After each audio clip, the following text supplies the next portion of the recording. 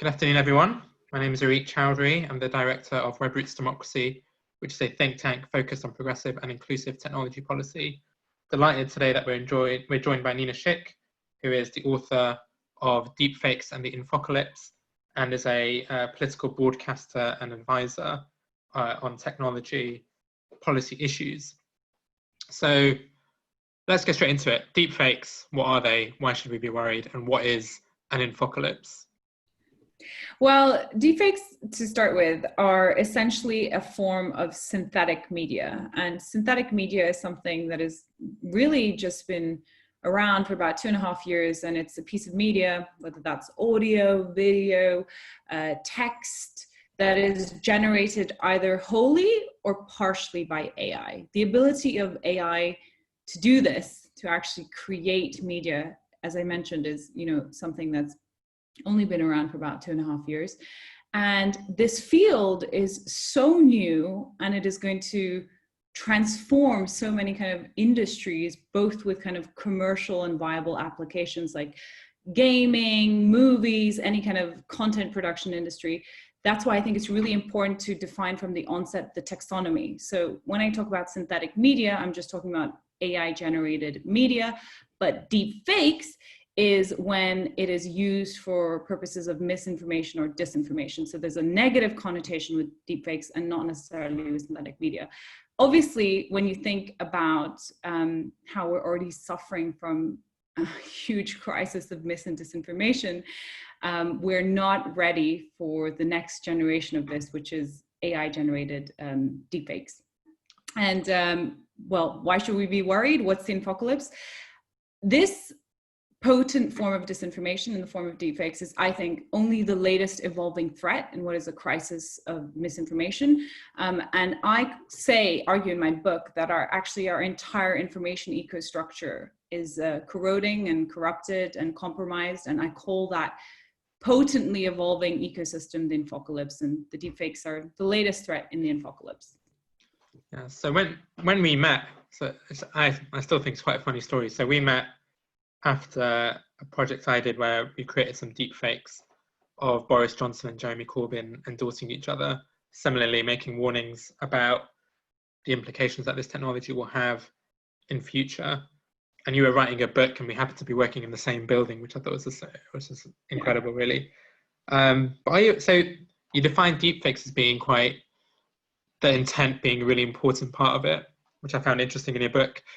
So the deepfakes that I was part of had a positive message, really, which was to warn individuals about it. Would that be classed as a deepfake, given that the intent was positive? According to my definition, that wouldn't count as a deepfake. That would be an educational piece of synthetic media, right? Because I think it's important to distinguish that what you did at Future Advocacy was an awareness building exercise, which is part of the solution. And as I talk about in my book, when you talk about kind of the corroding information ecosystem and the latest threats posed by AI, when you look at the solutions, part of the solution is awareness raising. It's kind of digital literacy. It's just putting the message out there that we are living in an age where seeing is no longer believing. So even video content, something that we're used to only believing can be manipulated in films, can be manipulated in the wild as well, including of you, not just celebrities, of you. So the PSA that you did, and maybe there's another really famous one which BuzzFeed did of Barack Obama, by my definition, those are not deepfakes, because they're part of the solution, they're not part of the problem. And what do you say? So another thing you talk about a lot is a healthy information environment, which I think is really important, and I think sums up quite well what we're seeing happening in front of our eyes over the past few years, which is that the information environment, the promise of the internet, that we all become more knowledgeable as a result of having access to information, is being corroded. Do you think that even sounding the alarm about deepfakes could also contribute to an unhealthier information environment as people become more cautious and more wary about everything that they see and view on the internet? Absolutely. I think that we have to be vigilant because, first of all, The first impact of deepfakes, I think, especially when it comes to politics, before synthetic media becomes ubiquitous, which undeniably it will do. Some experts who I spoke to when I was researching my book said that in about 5 to 7 years' time, they expect 90% of video content online to be synthetic. So it is going to be all around us. But before that happens, I think the first impact of deepfakes, especially on politics, is that they will enhance something called the liar's dividend. So in a world where anything can be faked, everything can also be denied. So undoubtedly, this works on both sides of the coin by raising awareness that deepfakes are coming and, you know, the age of synthetic media is upon us. Before they're ubiquitous, that can be used as a weapon by bad actors to actually deny authentic evidence as being a deepfake. And you're already starting to see that happening all around the world. The big political event that's coming up is obviously the US election. If you compare the kind of corrosion of the information ecosystem from now to 4 years ago, you just need to look at the instance of, you know, the 2016 tape that emerged where Donald Trump bragged about grabbing women by the pussy. And in 2016, he had to come out and apologize for that video, which he did churlishly, but, you know, he did so. But now in 2020, he would simply dismiss it as a fake. And of course, as a synthetic media becomes more recognized as the technology, you know, what this technology is capable of, you're going to see more and more instances of that, the liar's dividend.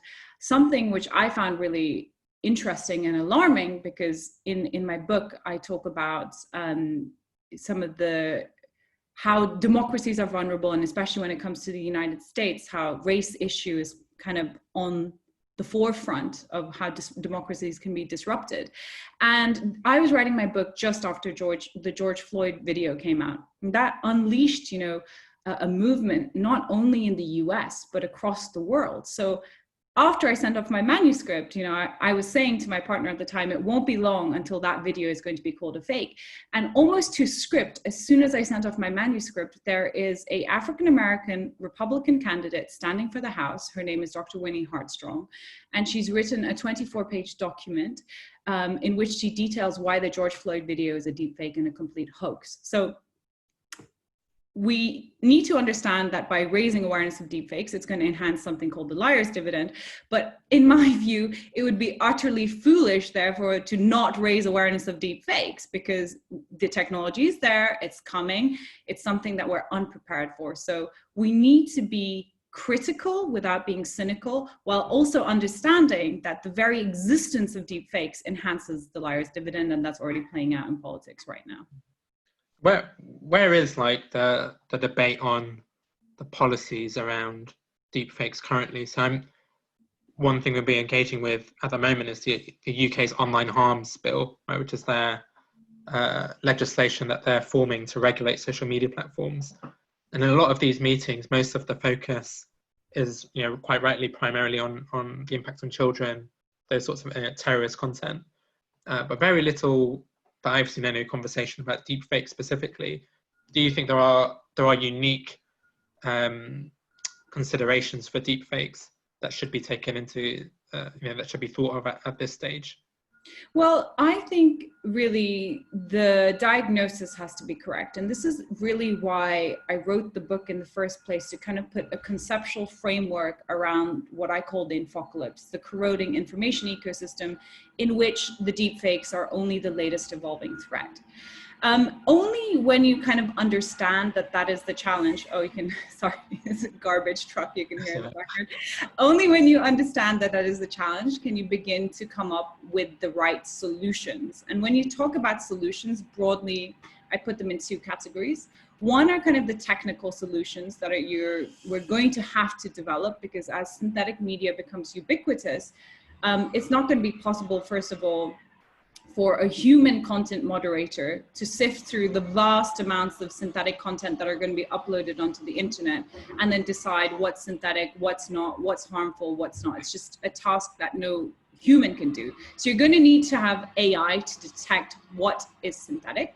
So, and then you're also going to have technical solutions on the side of media provenance. So if you are a journalist or somebody who has a vested interest in proving that the media that you're putting out there is authentic, it's real, it's not tampered with by AI, you can actually embed into the hardware of devices, whether that's your phone or your camera, almost like a watermark to prove that this is authentic. So our conversation now, for example, to be able to prove that this isn't actually AI, this isn't a deepfake, it's a legitimate conversation, it took place.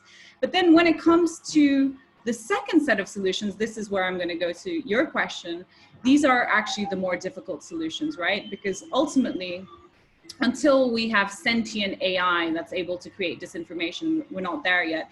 It is a human problem. Disinformation is a human problem. Technology is merely the amplifier.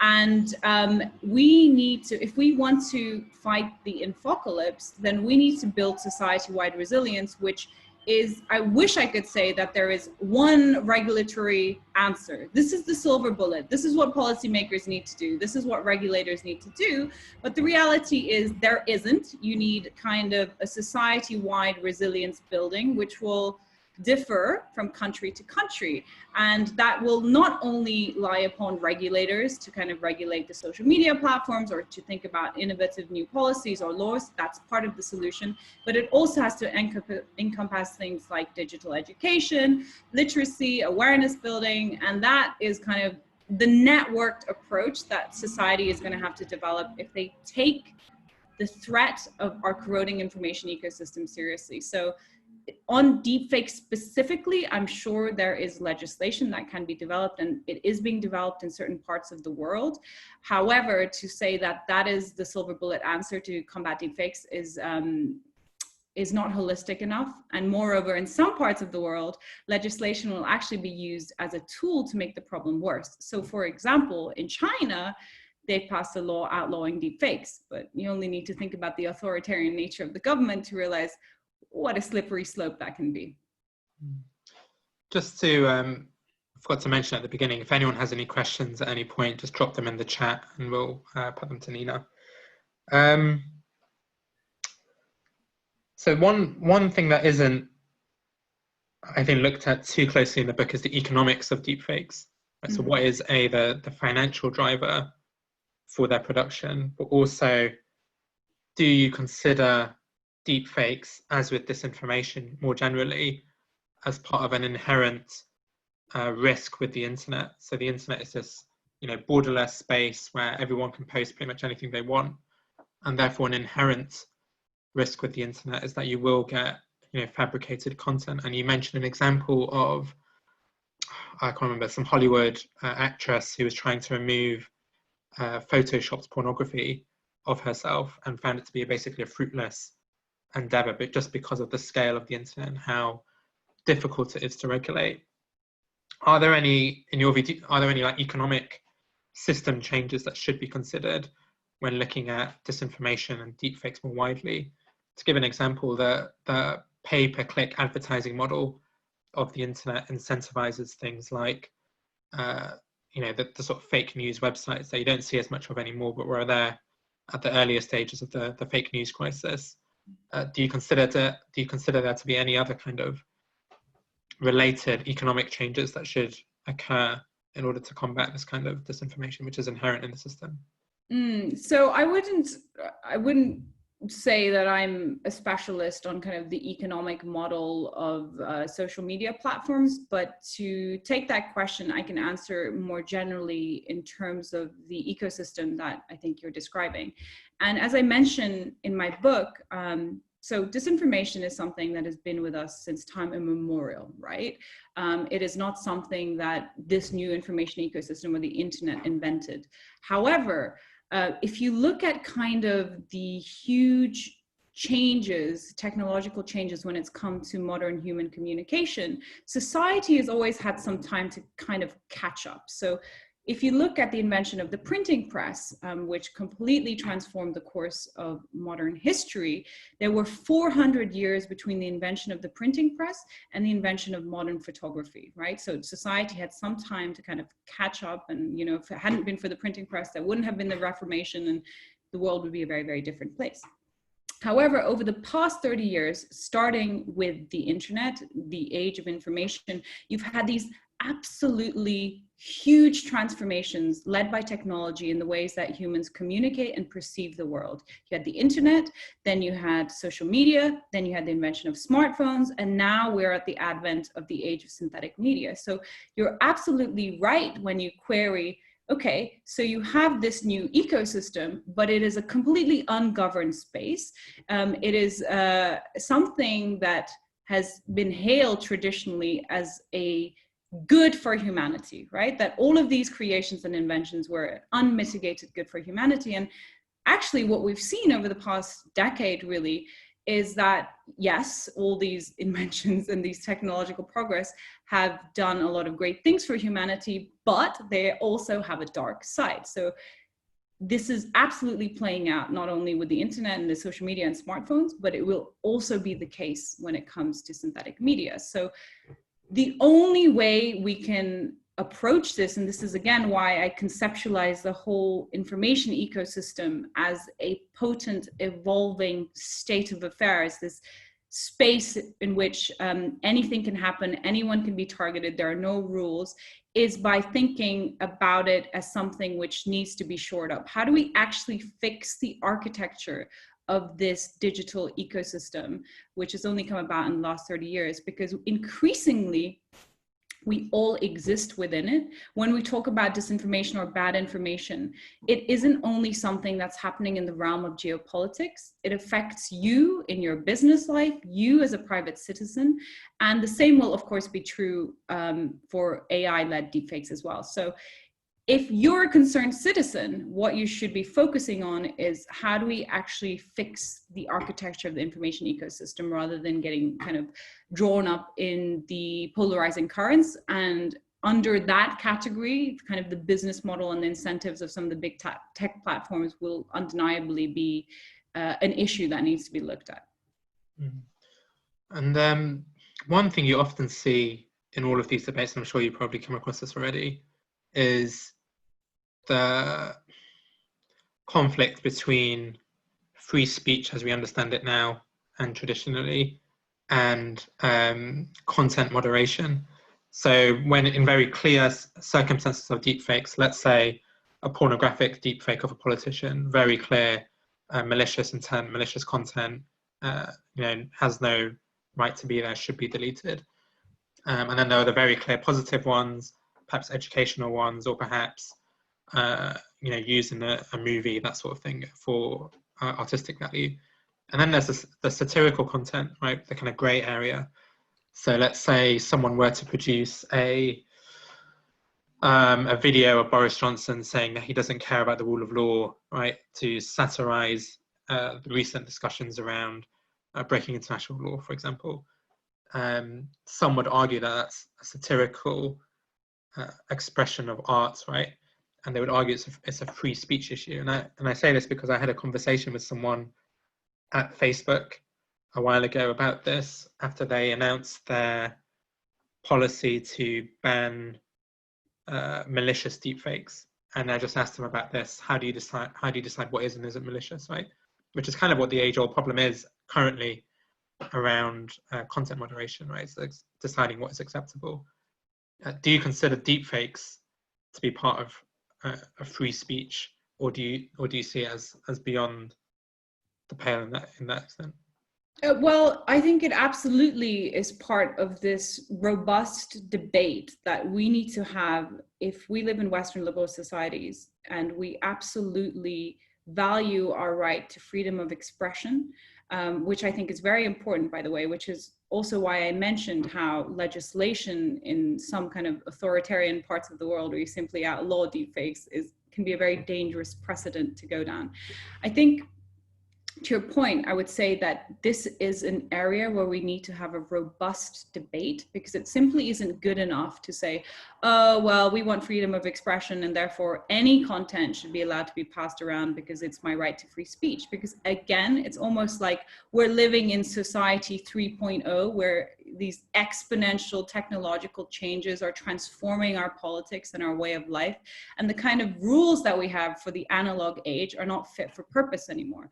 I can't tell you this is where you should draw the line, this is what the answer is, but what I can tell you is now is the time to have a discussion about this. This is why I say at the onset of my book, the taxonomy around synthetic media and deepfakes is so important to distinguish by intent, because undoubtedly there will be commercially viable and also artistically credible applications of synthetic media. And I don't think we should outlaw those. However, you know, we need to talk about watermarking them, putting them, making it very obvious to the viewer that, you know, this is kind of satirical content, that this has been manipulated. That's a completely different kettle of fish, in my view, from non-consensual pornography of a woman in, you know, which is a really kind of violent affront on her privacy and security. So the point to that I'd make is it's a really important and interesting question, and it is something that we need to be having robust debate about now. And you know, if it was up to me, if I was the Prime Minister, then I would put these questions about how technology is reshaping politics and society, what it means, how it affects freedom of speech, your right to privacy and security online. I'd make them an issue of national priority. So just going to get to a couple of questions in the chat. Keep them coming through. Zena's asked me about Facebook's position on deepfakes. They said they would ban malicious deepfakes. This is maybe 6 months ago, and therefore allow people to post like satirical ones. We have a question from Rima. There are a few online forensic tools to help detect fake images. Are there any existing technical solutions out there already that can help analyze video in a similar way? Yeah, so there are already various kind of technical solutions, platforms, people developing kind of deepfake detection tools. However, the problem is, first of all, so you kind of need the AI to detect the deepfake. So it kind of depends on what you've trained your model on. So there isn't a one-size-fits-all solution. So you can't just be like, oh, I've developed the deepfake detection tool and now this is going to work forevermore, because people can find there can be other ways in which they're generated, which your detector won't be able to pick up. And there's actually a more fundamental potential problem as well. And that is that given the kind of machine learning systems behind the generation of synthetic media, the way they work is an adversarial training. So every time your detector gets good enough to detect the fakes, your generator gets good enough to beat the detector. So you're in this kind of never-ending game of cat and mouse, or kind of this adversarial game. And what the research community, AI research community, is currently divided on is there a point where the generator, so the kind of fake synthetic media, gets so good that even an AI detector can't detect somehow in its DNA that it's fake? And we don't know that yet, because we're so, as I mentioned, we're still at the very, very beginning of the synthetic media journey. So, which goes to my broader point again, that technical solutions have to be a part of the solution when it comes to disinformation and deepfakes. However, they can't be the only thing that we rely on. We need to build society-wide resilience, because the technical solutions, first of all, need to be applied. And second of all, they're fallible. And there may even become a point where they're not fit for purpose anymore. No, I completely agree. It's such a huge challenge. And if you look at the fact-checking as a solution to exist, like more prominent forms of disinformation, even the fact checkers themselves are being labeled as part of the establishment, as part of the big cover-up, right? And you're completely right about this need for societal solutions as well, because people are just distrusting almost everything, right? If you look at some of like the anti-vax sort of you know, even anti-COVID conspiracies are no kind of like level of verification is trusted, right? So another question here from Charlie. Nina, do you see deepfakes as consolidating or undermining political power structures in both liberal democracies and more authoritarian states? And is there a difference between the two? That's a great question, actually. So I would say that in the authoritarian power structure, it absolutely consolidates power. This entire corroding information ecosystem thing that I call the infocalypse is going to be a boon for every kind of despot, tyrant, and authoritarian. And in my book, I mean, I spend a lot of time looking at Western liberal democracies and what kind of this crisis of information means for them, but also looking kind of at the rest of the world where, first of all, you can use deepfakes or disinformation as a regulatory tool, right? To say, we outlaw deepfakes, and then you, the state or authoritarian leader, get to literally decide what is real or what is not. And one of the biggest problems of deepfakes, really in parts of the world where there's a fragile consensus on human rights, holding people who are kind of holding people to account through things like video evidence. For example, what is going on right now in China with the Uyghurs? If you essentially give a tool to authoritarian powers to say, well, that is actually just fake, then you can see how that becomes a very, very powerful weapon, because you get to shape the narrative of what is reality. Then if you look at Western liberal democracies, it is an existential threat to Western liberal democracies, because if you cannot have some kind of agreement on what is an objective reality, then our entire system of governance, which is based on checks and balances, disagreement, debate, but ultimately compromise, it simply does not work. If you say black is black and I say black is white, and there's nowhere where we can come to any kind of common ground, then it's difficult to see how liberal democracies can continue to function. And that's why I kind of spend a lot of focus, I think, on the US election and what's happening in the United States, because what's alarming in my view is that even in Western liberal democracies, you now have political interests, including the president of the United States himself, but not only on one side of the spectrum, by the way, on both sides of the spectrum, who have a vested interest in the information ecosystem being as corroded and as corrupt as possible because it shores up their own legitimacy. So you can make a very strong argument that the corroding information ecosystem is actually bringing out the kind of authoritarian nature or authoritarian leaders even in Western liberal democracies. So yeah, I think it absolutely enhances authoritarian power structures and is devastating to real liberal democracy. Given that challenge, how does it? What do you think about the fact that one of the barriers to combating deepfakes and other forms of disinformation? Sorry, I didn't hear that. I meant repeating the question. That's cool.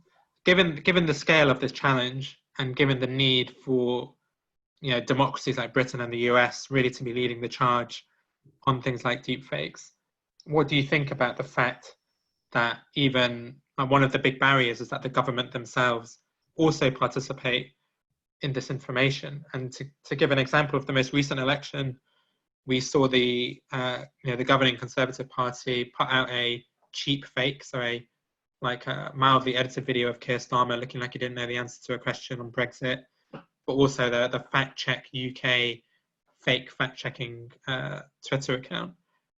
Isn't that itself a huge barrier to combating this within democracies? And are there things that we as citizens can do to hold deepfakes, hold social media companies to account, aside from depending on government action?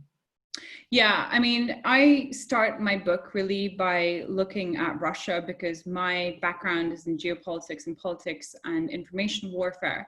And if you look at kind of the politics of Russia, not only how it's governed internally, but also what it does with its strategic information warfare objectives around the world, it is this very notion of bending reality, right? So if truth or the pursuit of truth is no longer the most important imperative when it comes to your political system, then the only thing that matters is the narrative and who has the power to control that narrative, because there is no such thing as an objective reality.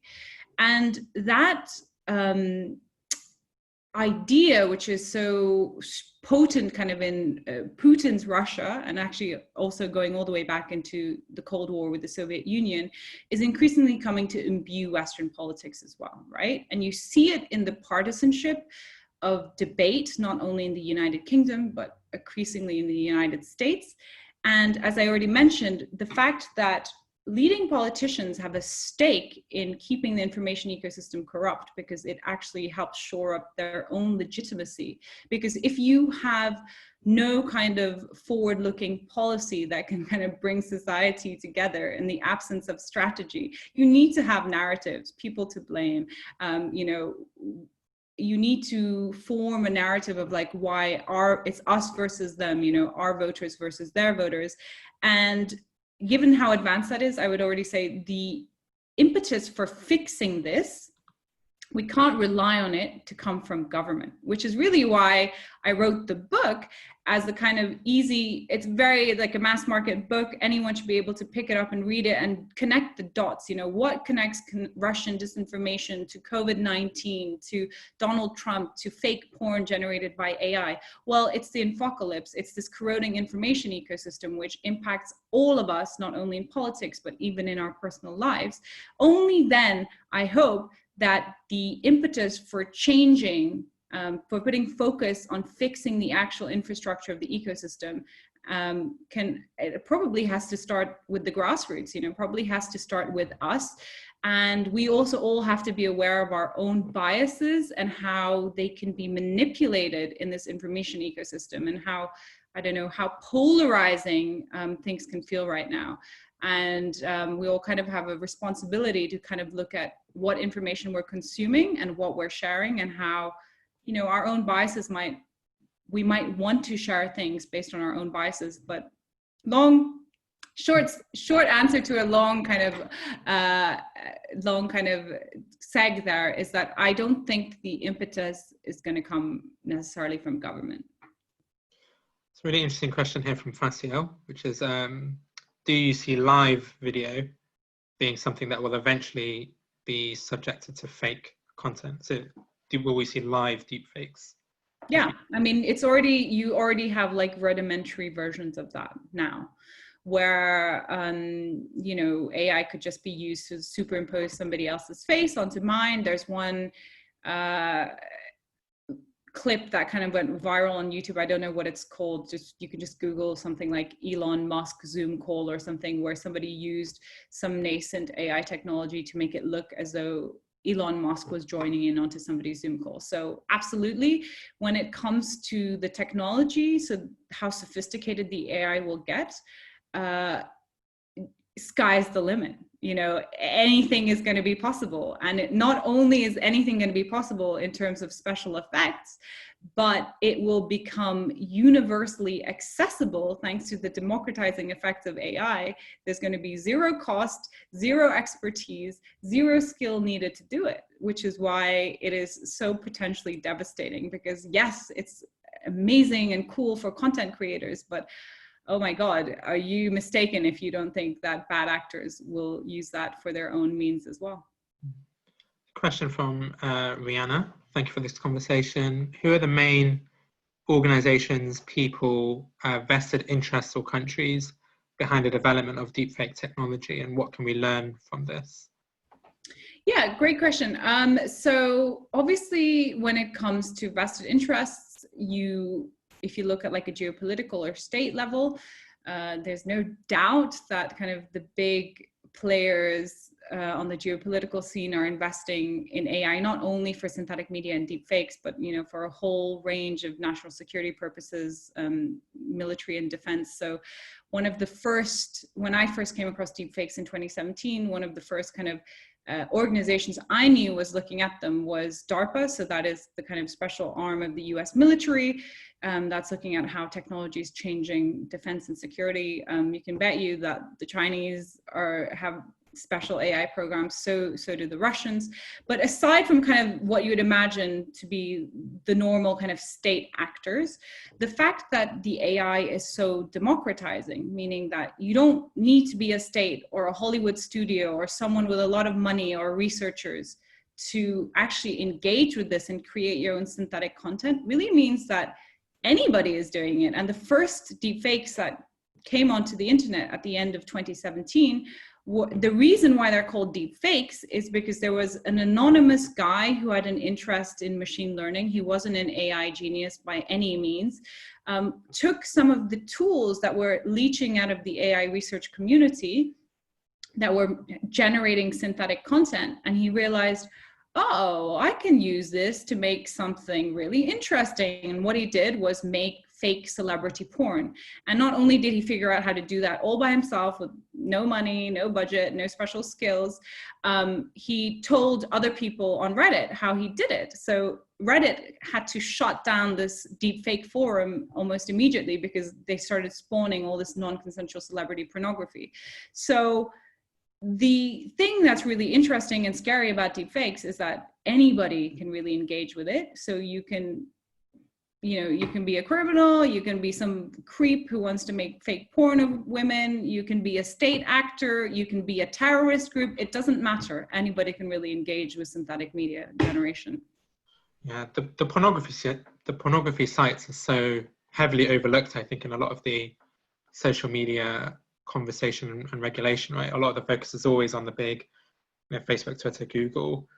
But on like Rihanna's point about the driver, you could argue that the pornography industry is part of the driver of deepfakes, given how lucrative some of these videos could be to the people who create them, right? In terms of advertising, in the same way you would on YouTube, right? Which is like, again, quite an interesting area of focus might be what can we do to shut that down at the same time, because there's presumably no positive pornographic applications of deepfakes. So it should be quite a clear red line, right? One other thought I had was around reading the book, was around how different or unique this is versus everything that came before, and specifically around Photoshop. So something that's been around for maybe like 20, 30 years probably now. Have we seen did we see similar warnings around its impact on democracy or society more widely? And you referenced as well things like about how fake porn predates deepfakes. And has it had a similar impact on society, or have there been similar responses to Photoshop that we can also apply to deepfakes in future? Yeah, so it's a really good question. And I always argue that, disinformation, again, is nothing new. It's been around since the dawn of humanity. However, what is changing is how widespread it has become, how potent it has become, and how universal it is, in the sense that you can reach almost anyone in the world with your disinformation in this kind of global information ecosystem. And that's really what's changing. It really goes, again, back to the turn of the century when this architecture of this new information ecosystem was set up. And the thing that I would argue about digital manipulation, which has a long history in the 20th century, is that it's increasingly being made easier and more powerful.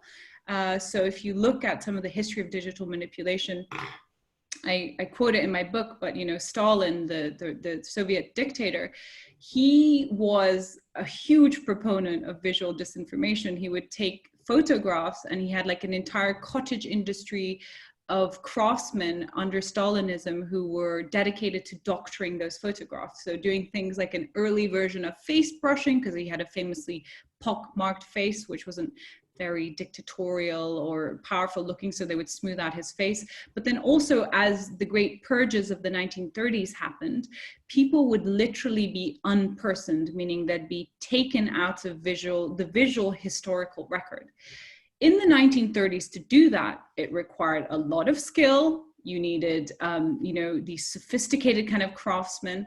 But thanks to technology, it's become increasingly easier. So by the time the Soviet Union was falling apart in 1990, you had the first kind of commercial tool for the manipulation of photographs, Photoshop, right? Photoshop has been with us for 30 years, and it's still, people are fooled by visual manipulations. People still go on Instagram and look at models and think, oh my God, you know, they look like that. Or the supermodel on the front of the magazine, oh my gosh, that's what they actually look like. And if if the manipulation of imagery is still so convincing, and for the past 10 years, we already alluded to cheap fakes. That's kind of the word for a piece of media that is manipulated, taken out of context, or crudely edited without the use of AI. If cheap fakes are already so effective in this information ecosystem, and we've seen over the past 10 years how effective they are. I mean, in places like Burma, they were literally used to incite genocide, right? Miscontextualized images and photos. Then we are definitely not ready for deep fakes, because not only is it far more sophisticated, and not only can so much of it be created to the extent where the entire information ecosystem is dominated by synthetic content, but it is also happening at a time when video is becoming the most important medium of human communication. We're all psychologically wired, it's called processing fluency, to look at a piece of audiovisual content, and if it looks right, we're wired to want to believe that it's true. That's not true for text. So if fake images are already so convincing, fake video is just taking that and like amping it up by 1,000,000%. And what's even more scary is this is happening at a time when 80% of traffic online next year is going to be driven by video content uploads and downloads. So we're not only all consuming video online, we've actually all become its producers. Why? Because we have this, right? We have this thing in our hand where we can watch video, create it, share it, upload it.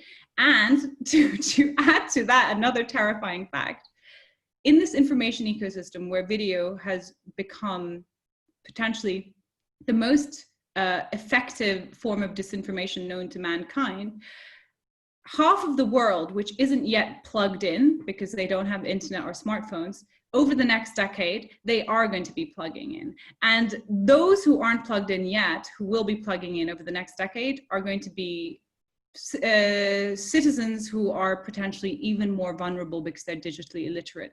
I see this all the time. I'm half Nepalese. Whenever I go back to South Asia, you have communities who don't even have running water or electricity, proper sanitation, who do have a smartphone and internet access.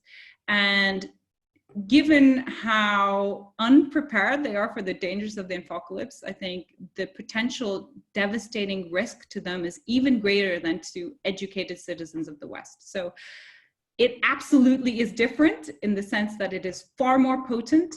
It's ubiquitous and it's universal to a degree which we have not even known before. And it's, you know, all unfolded over the kind of last decade. We have about 7 minutes left, so I'm going to select some questions. If you have any more questions, just send them in the chat. I'll try and get them to Nina. So Jack asks, I would love to hear what Nina thinks about specific file formatting for videos, the idea of a digital fingerprint or sign of authenticity that will be embedded in videos to prevent abuse of deepfake videos. Is this technology far off? And this is something I think is one of the better solutions that have been put out there, right? Put it straight into the hardware. How far away are we from actually getting to that sort of stuff? Was that Jack? Was it Jack who asked the question? Yeah, great question, Jack. And so brilliant way to think about it. And that is under the kind of two columns of solutions, one being technical, the other being kind of societal or human. That is a key pillar of the technical solution. Actually, there are various initiatives underway to already develop this. So Adobe is just launched its content authenticity initiative. It's working with the New York Times and Twitter. You have a company called TruePic, and they're working with the chip provider Qualcomm to actually integrate into the hardware of devices this almost like watermark of authenticity. So there's various different initiatives underway, and I have no doubt in the kind of next 3 to 5 years, they're going to become. You'll hear more about them because there's going to be a need for people like journalists or institutions to prove that their content is actually authentic. I think the bigger challenge is and this is what what I mean when I talk about, you know, actually fixing the architecture of the information ecosystem.